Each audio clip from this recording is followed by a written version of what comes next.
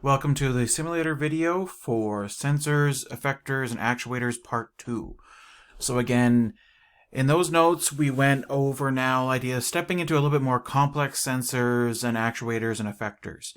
And specifically I covered an intro to the idea of that basic ultrasonic sensor and then to a basic hobby servo. So with these three simulations, we're going through numbers 8, 9, and 10. I'm going to step through some basic examples of the actual code, showing demoing of the actual wiring, and some extra features of combining things together.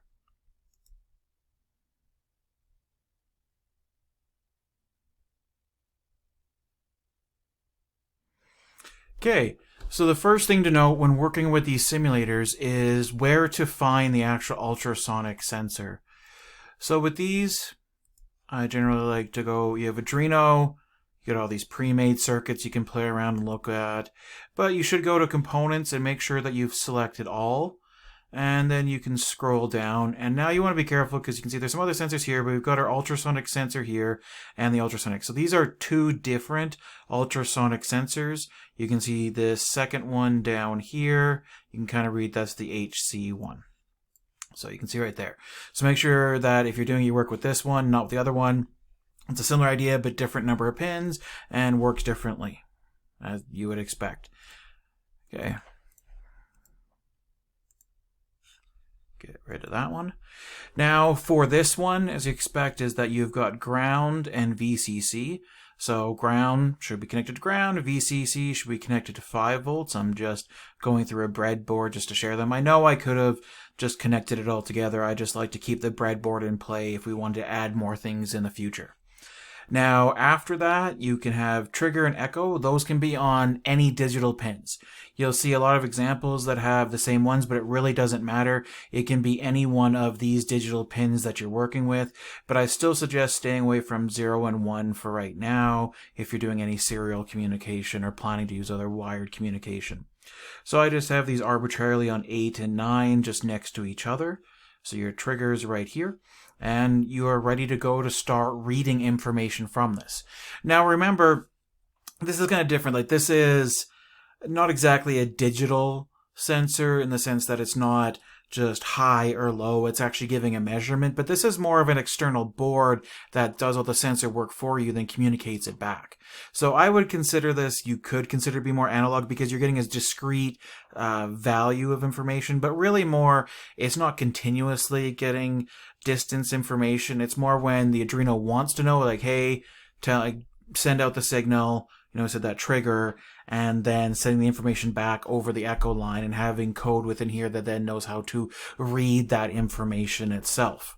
So this here has a whole bunch of stuff built into it. You can kind of think of it more like an analog sensor. We don't need to connect it down here, but that's because this one has different specific requirements to hook it up that I found by looking up the actual tutorials and other websites and following the wiring diagrams itself. So if we go into the code, now, this code that I'm providing here has an extra function that if you want to use, you can copy and paste this function that's in here.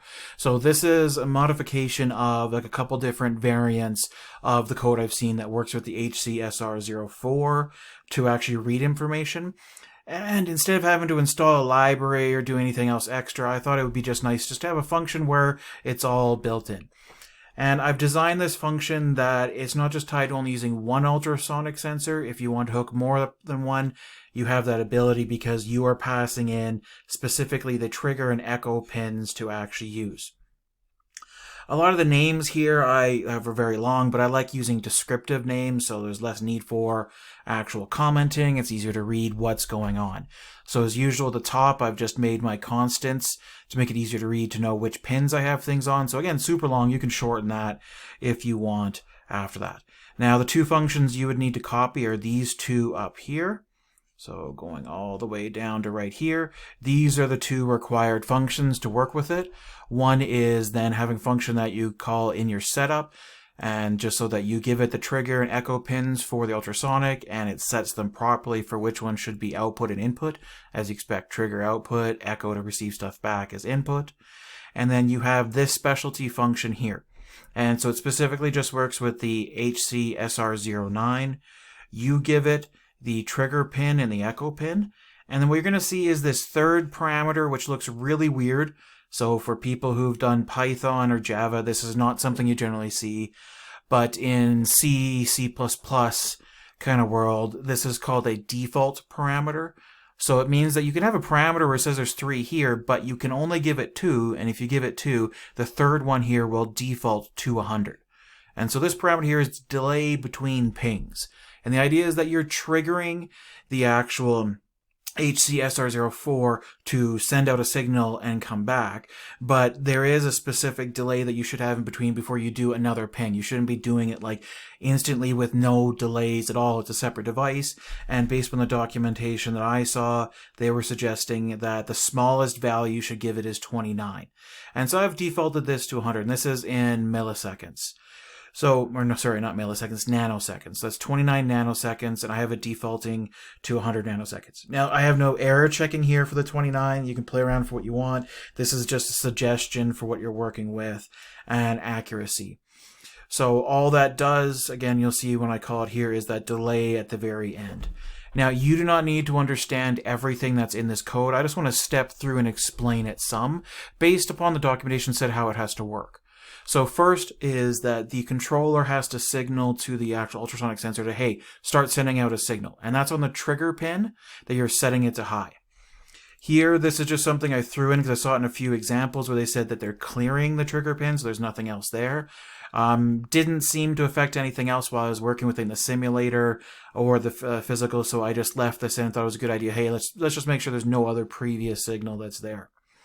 After that is that for 10 microseconds, you send trigger the HC high. Now, what is this required is if you think about it over time of a signal in this, is that this device here is expecting a high signal for at least a minimum of the 10 microseconds so that it'll trigger say, oh, hey, yes, I should be on. So this is kind of like telling it, hey, go get me the actual, like send out the signal and send stuff back to me. So your transmitter and your receiver. And so it's specifically putting a high for 10 seconds and then going to low. So kind of like the blink, but instead of specifically, we send the power. As soon as this gets that signal over the trigger, it will then emit and then get the receive and then send it back over the echo line. So that's what you're getting here is this is telling it to do the transmitter. It does its work and gets it back through the receiver, then starts sending it over the echo line. And that's what we have for right here is this pulse in.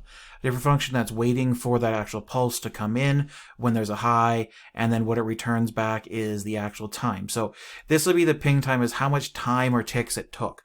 Now this pulse in is just something different, how long it took to actually reply, and it's the internal clock on the Arduino is just timing, okay, from the call to when you got it, this ping time is that specific measurement of the time. So this all here is to actually clear, tell it to do the trigger, and then read the actual value.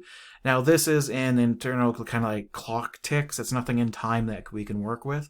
So the rest of the code that follows after this is then the actual conversion to centimeters.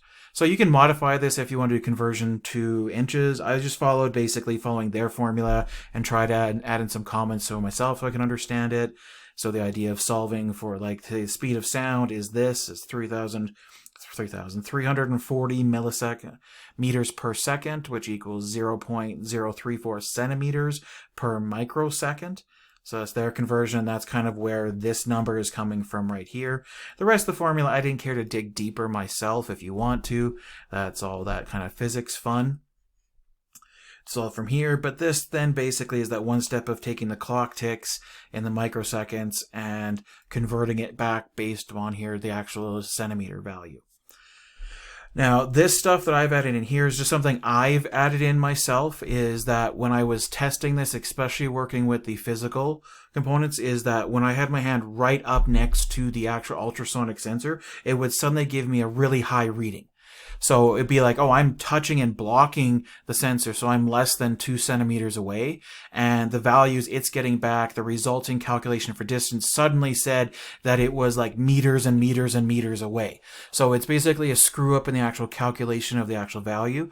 So here, I just decided for this version of my function as well, the maximum distance for this ultrasonic sensor says that it's 400 centimeters. So anything past 400 centimeters, I'm just going to assume that it's an error value and return back a distance of 0. So saying that something's right up against the ultrasonic. Now, I'm still not saying that errors won't come up. This happens with these devices and how they're reading, and you take into account. But this stops if something goes right in front of it. It suddenly thinks it's really far away. After that, this delay you see down here is just purposefully put in so that it stops any further pings or reads later on. So if you don't need to add in a delay yourself. You can change that delay between pings if you want to be faster, lowering it down to 29. But this was just so default, you can just call it and ignore. But you should expect right now by default, it's adding in 100 nanosecond delay every single time you call this, just to make sure that you're not polling the device too often. Other than that, you don't need to know much more from there. I'm never going to test you on this. You can take and use this function and do whatever with you. I consider this to be open source because I took it from other open sources. And so I just wanted to make something that easy to use and you could just include into your program. After that, for your setup, the only thing you need is the call to the setup functions here, where you pass in the trigger and echo pins of the ultrasonic. And then to get the actual value, you call here. So this is one long-ass line due to my naming conventions, but right now this default program here will just shoot it out to the serial communication line, and we can see this in the serial monitor, and we can also plot it to see what goes on. What you're going to notice when you run this yourself, maybe you'll get something different if it's on your computer.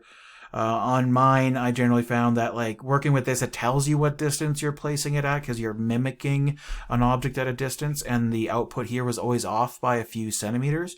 But when I took the same code and put it into the physical device and actually just used a ruler to roughly measure the distance, it really wasn't that far off. It was closer to that 0.3 kind of offset. So again, a difference between the simulated world versus the physical kind of device. So if I jump into here, I'm just going to open up the serial monitor to begin with and make this larger. And we can start up the actual simulation.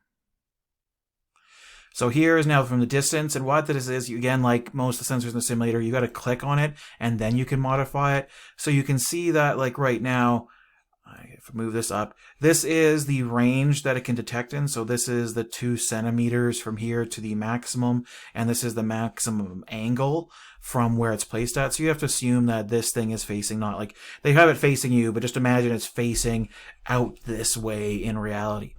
And so the idea is that when you want to simulate something moving from here, you can just drag around this object, and that's what it's measuring or transmitting from.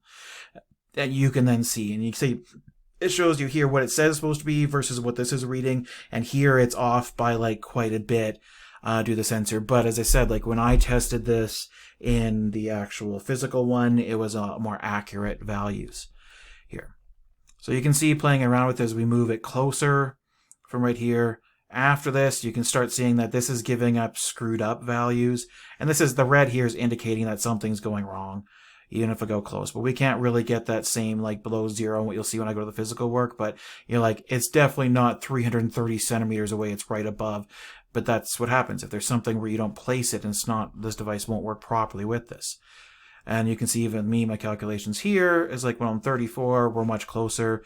The further this gets away, and the simulator's 290, this 295, it says an error, and over here the angles to the side. But either way, that's a demoing. Now, if you remember from last week's videos too, with the serial monitor, when you're outputting it one line, you can actually open up the serial plotter, and then we can see these values here. But if you notice something is that even in the simulator, notice how even though this is saying 62, these decimal places are slightly off, and you can kind of see that in this here. This can happen also with your actual devices that sit, moving little things and doing these readings. And it's also another very important part where I have to put out to not make multiple calls to the sensor. If you just want to compare a value, usually you're doing one reading and then comparing that value, or taking a bunch of readings and then just working with them.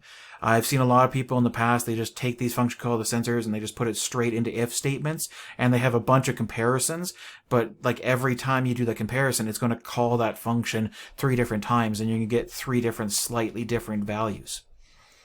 So here, move it away, you can see it going up. Move it back, coming down. So not too interesting, but this is a starting circuit that you could take this and tinker it and add extra things into this actual code if you want to. So I will stop this, and we will go to the next one, where this time I'm actually trying to do a little bit more work, but just demoing like 2 ultrasonic sensors and doing a little bit of work. Like, so we're building up where, again, we're getting like a little basic robot, a closed control loop. We have sense, think, act, but very simple things, but having a couple sensors working together to do a smaller task then can be built upon. So the idea with this one is I have 2 ultrasonic sensors and I have 2 lights, and the idea is one light is going to light up versus the other. Is that we have this light. If something is closer to this sensor, this light will light up. If something is closer to this one, this light will light up. So it's comparing between the two. If we have 2 objects, between the 2 objects, which is closer, and if it's closer, this object is closer. The object to this one is closer, this will light up. If they're the same, they're here.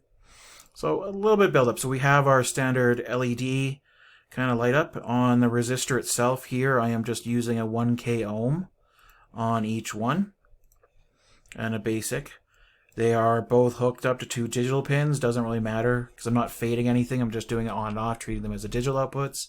Shared power and ground. And then I have the 2 ultrasonic sensors, again with their ground and VCC shared through the board, and then just using 8, 7, and 6 and 5 for those pins. If we open up the code, once again, just the usual constants at the beginning to make it more readable and easy to change where you have stuff. The 2 functions that I talked about before. So this one being, again, the setup function for the ultrasonic, and then this one being the reading off of one ultrasonic. This here is my setup function. So this one, I just want to have output. So you don't always have to have this serial begin here. This is only if you're going to output stuff in the loop function. Here, since I want to demo and we can see the visual values, I'm always including these in the examples. But I'm setting up each ultrasonic, setting up each LED for output.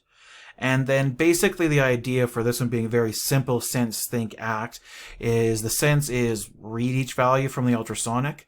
The think is deciding, okay, which one is actually has something closer to it. So which ultrasonic ultrasonic sensor has something closer to it. And then based upon that, the act is then turning on or off LEDs. Now, for the turning on and off, it could have been just the digital writes, but I just made these little functions up top here just to make the code more readable. That I know it's already just one line of code in here. This was purely something that doesn't add much overhead for this project for doing the actual function calls themselves, so in the time of computation versus if I just had this straight here. But it's more just that, hey, here I can make some easily readable code. I could have done this too by having just change LED state and you have a Boolean variable, but again, this was more for readability is all that I was going for. So here is that if I have that both of them are the same distance, so if there's an object between both of them and they're at the same distance, both LEDs will light up. And again, if distance 1 is less than distance 2, well then the first LED will light up versus the other ones. You get the point. Now, the one trick I've built into this is that decimal places can sometimes be hard to compare. Weird things can happen. So in this case, I just didn't want those. I didn't care if they were point something off. So this is not super accurate that one thing could be 2.9 and the other one could be 2.1. And they'll both say that they're 2 because that 0.1 and that 0.9 is being thrown out. But this is just a demo example where I didn't really care about that 1 centimeter kind of being off. Now, you'll not directly see anywhere in the code where how do I get rid of those decimal places? But really it's the fact of knowing data types that the function here returns back a float. So floats, again, being that data type that can hold decimal places. But you can see down here is that I'm saving it into a variable of type int. And so what this will do is actually just drop. Since we're taking it from a memory location that stores doubles and puts it into an int, this will actually just take just the integer portion of that number and it throws out any decimal places. So it's my quick way of doing casting here. And just so when you're doing this, it's purely off of integer values. So this is a very, very basic sense, think, act based upon what's going on. The idea is with this circuit, you could modify it that based upon the distance between these two sensors and what's happening, you could have different actions happen at this time. So it doesn't have to be the lights. It could be triggering something's close, fire something at it, or something's far away, give it an angry face. or vice versa, or something's more to the left or something's more to the right. Like you could have it that, oh, if something's closer, have the servo move towards that angle where that sensor is. So maybe where you place the actual ultrasonic sensor, you know the angle from where the servo is, and then so you have the arm move towards that, and where you place them. It's all things that you can play and tinker around with. So I'll just close the code and we'll start running the simulation. To get this to work, again, you have to click on both of these. Once you click on it, like each one once, it shows you each target. So there's the one target, here's the other one. And you can see, okay, I've got this one closer and this LED's on. If I move this one up and now move the other one down, we can see it trigger that, okay, this one's reading what's going on. And if I get them roughly close to the same, you can see right there. It's not...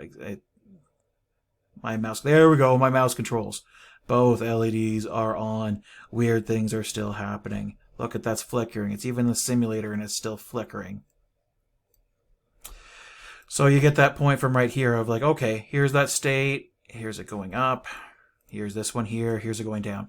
And the idea of why this is working so far quickly as the readings is that in the code, it's very quick things. Read, an if statement's very fast. This turning on the LEDs really fast. And so when it's moving, there's nothing that's taking a ton of time. So it's always doing sense, think, act, sense, think, act, sense, think, act. Continuously doing, and nothing where that act grows a lot longer. And then we can see that something could go wrong.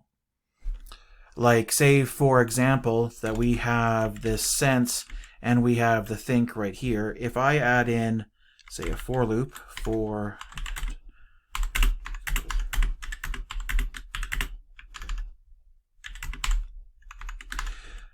So I'm just having a for loop to simulate this and then having something, say, a delay of 100. I know I could have just put a really long delay in here. Yeah. So the idea with this is that I'm just simulating, say if you were fading a light up and you had these delay and you do this right. So you had the sense, you had this for loop, and then you had some other code after this point in time. The idea is that you're going to get this reading, this loop is going to run, and then this code will run only with what was read before. But in between this time, if this takes a long time to run, which it will, this takes like over a second. If I've moved the actual sensor, we'll see like, oh, okay, something's like the data here, what the sensor is seeing is different than what this code is going to get, and the code is going to screw up. Or basically the robot's going to react differently. So right now, it may be working fine. This is like the delay that's in here. Now, I'm just going to leave it for a bit till that 1 second's over, and then like this light should go on. So that's after that one delay. So we've waited 1 second. Now again, if I move this one down to here, this light should be on. But look, nothing's happening. These lights aren't changing. The robot's not doing anything. The sensor may have the information, but the delay that's taking forever to do that fade is taking forever to actually run to this huge point that I can talk forever and see, hey, okay, now it finally reacted because nothing else happened. But in between that time is basically your robot's dead. And so, like, it's not being able to react to these sensors. So you have to be careful when you write your code. How long is that chunk of code you're writing taking? And right now that I'm making this extreme of being between seconds, but between like at least half a second to nanoseconds can impact a robot that's moving or reacting, how fast it can do anything. Because say even this is like, well, I've moved this up and this is reacting. This robot should say that this other one's faster, but like I can also then move this back down here at this point in time, and like it's still not reacting at all due to that delay. So you need to be careful about how you're doing work, because if you want to have something that's fading lights, but then also reacting to a sensor at the same time, you have to set it up in such a way that it's fading, but while it's fading, it's also reading the sensors. So this can be done through interrupts, which if you get a chance, I'll make a video in the future, and if you have background with it, but that's a little bit more advanced. And the Arduino has some basics you can do, being that hooked up to a sensor and something comes in, it'll react and run that code while other code runs in the loop. Or you're going to have to modify the loop code that it's always reading a little bit, then doing a little bit of work, reading a little bit, and then doing a little bit of work, and continuously going through the actual cycle. Okay. I just wanted to remove this code because that's in the live demo that you have access to. Stays the same, and we will just go back and go to the last example that now starts showing a servo. So I'll step you through that code, but I've also combined this in with an ultrasonic at the same time, and a demo of that fact that now pins 8, 9, and 10 will not work anymore for doing analog writes. So this is just the basic servo example.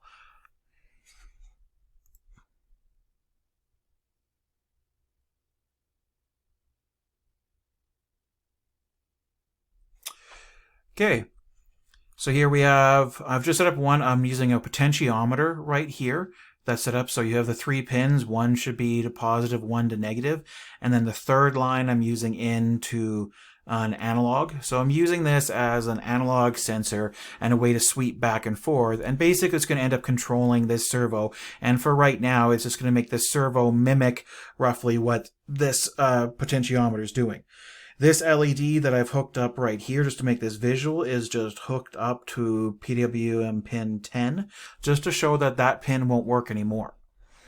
The micro servo itself, you can see again this kind of connector, and you can see the brown, red, and kind of orangey yellow cables here. So again, brown is connected to ground, red is connected to power 5 volts, and then the last one must be connected to a PWM pin on your Arduino. So since 10 and 9 are taken up and you can't do the analog writes on them anyways, I'm just throwing one of my servos in here to number 9 so it's used up, and then leave the rest of the PWM pins that could be used for fading or whatever other sensors or things that we connect to it. Now let's go to the code. Now, first things first is that you've got to include the library. So just like your other includes or imports, you got to include them up here at the actual very top. And so you must make sure that this is all spelled, the capitalization, and that you do have these brackets. And just to be aware, they're considered brackets here, it's the greater than or less than sign. Now in C and C++ and this version of the Arduino's wired language is that this, like when you have these brackets here, it means it's a built-in library that's installed on your computer. And so this is one of the built-in libraries that we installed the Arduino IDE. That code was also installed from right here. You will also sometimes see that you have quotation marks around this. What that means is that it's a local kind of copy of a library that you're including.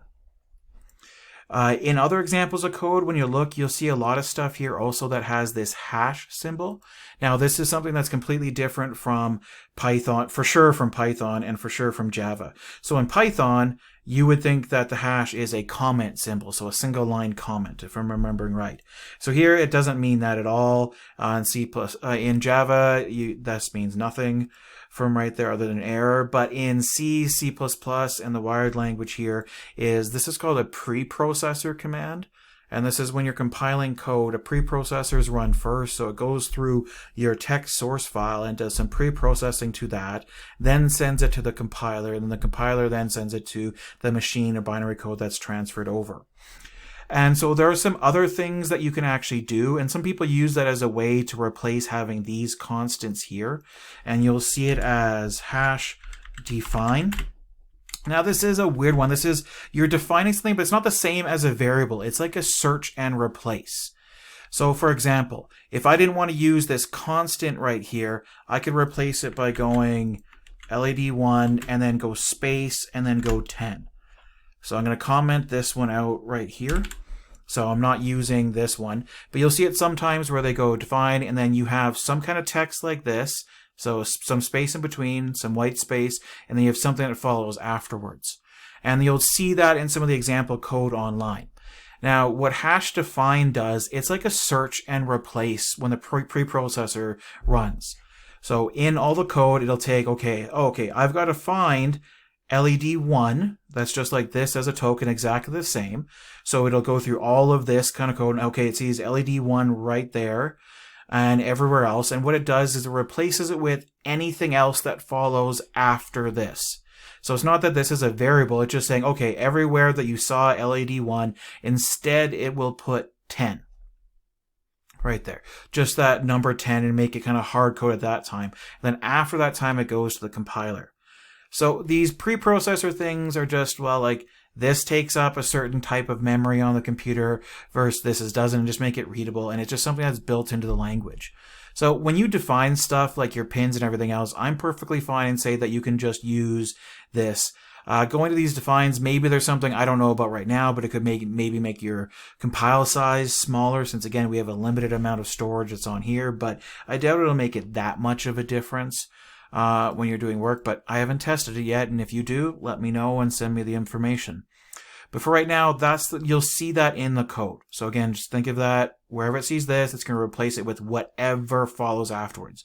So you don't put any semicolons, because if I put 10 semicolon like this right here, when it sees LED 1, it'll replace this with 10 and then a semicolon here and then the comma, and then it'll send it to the compiler and it'll screw up saying that there's an error on this line.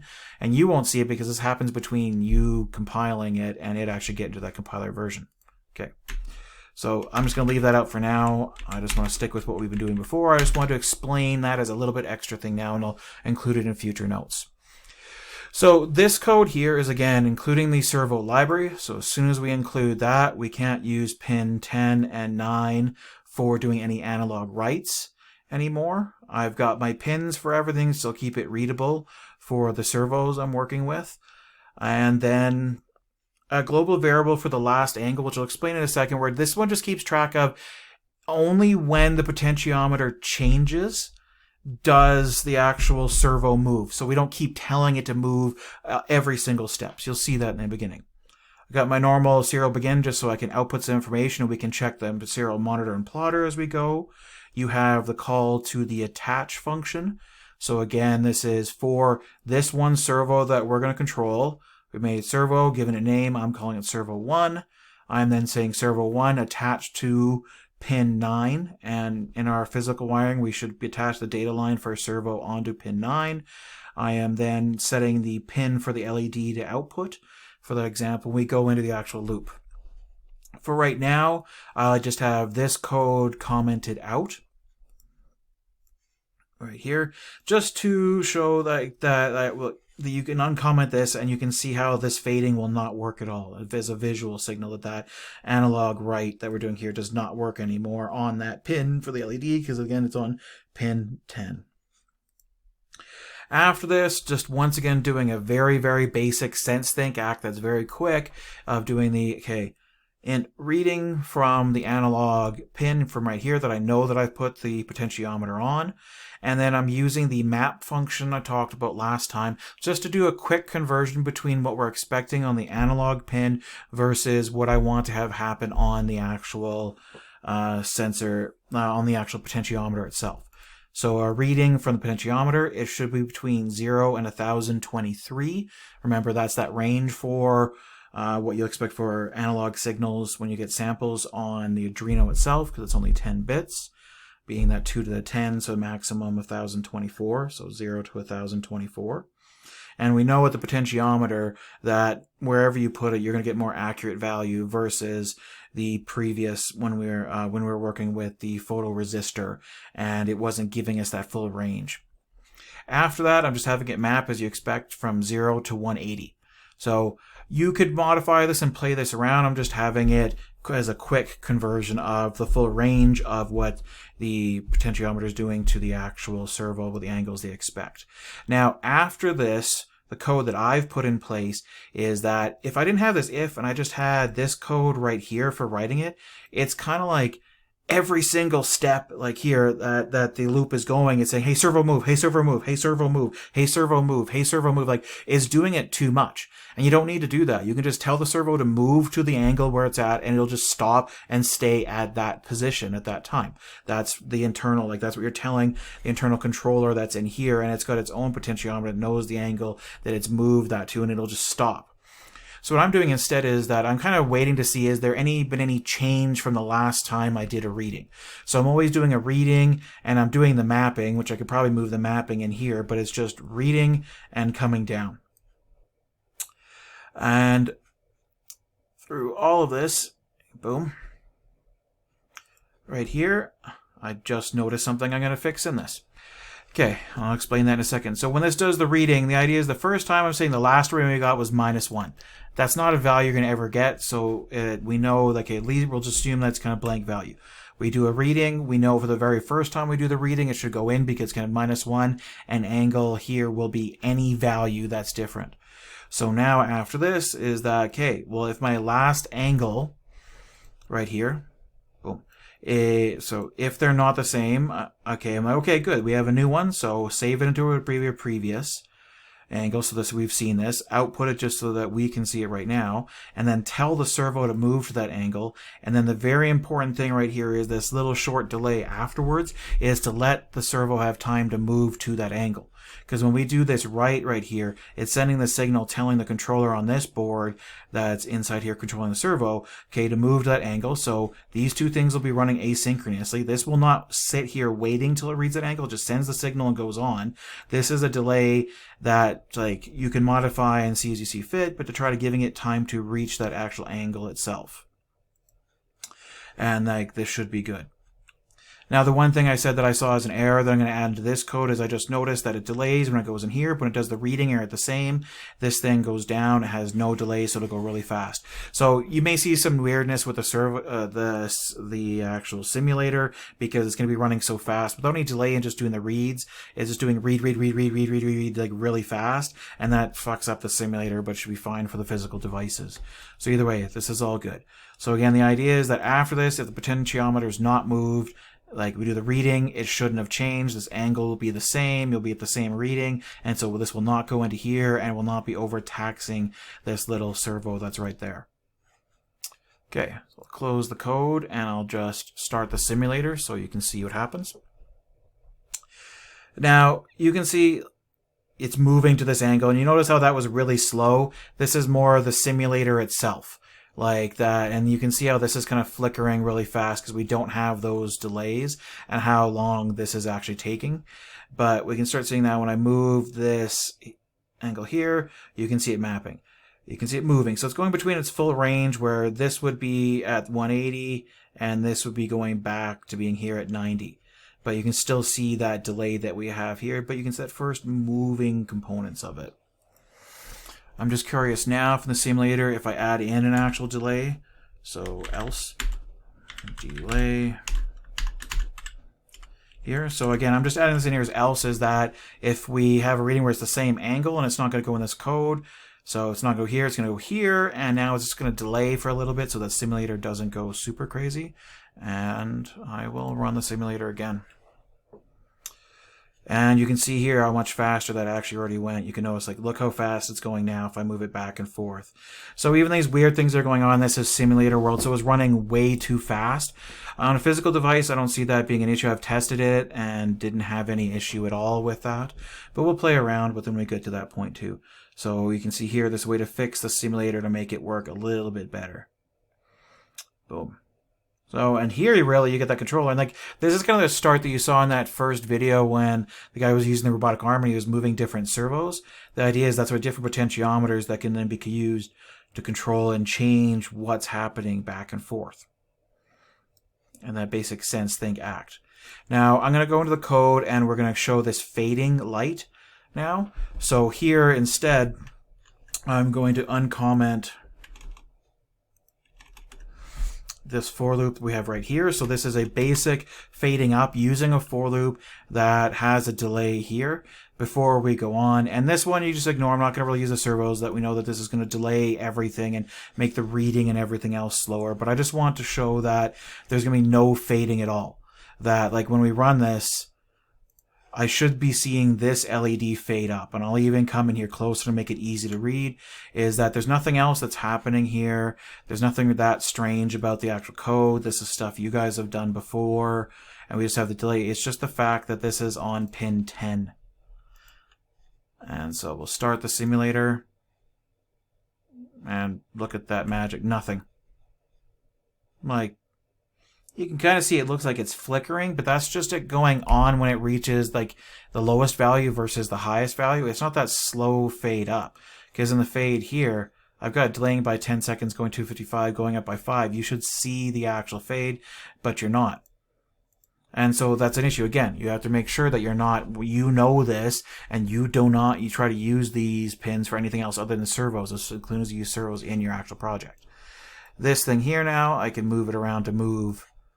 If we slowly zoom out, you do the readings, but notice now, like, is jitterier. Notice that, like, okay, hey, I move this and then that moves. And I move this and then that moves. And I move this and then that moves. And at different times. It's not as fast as we had before.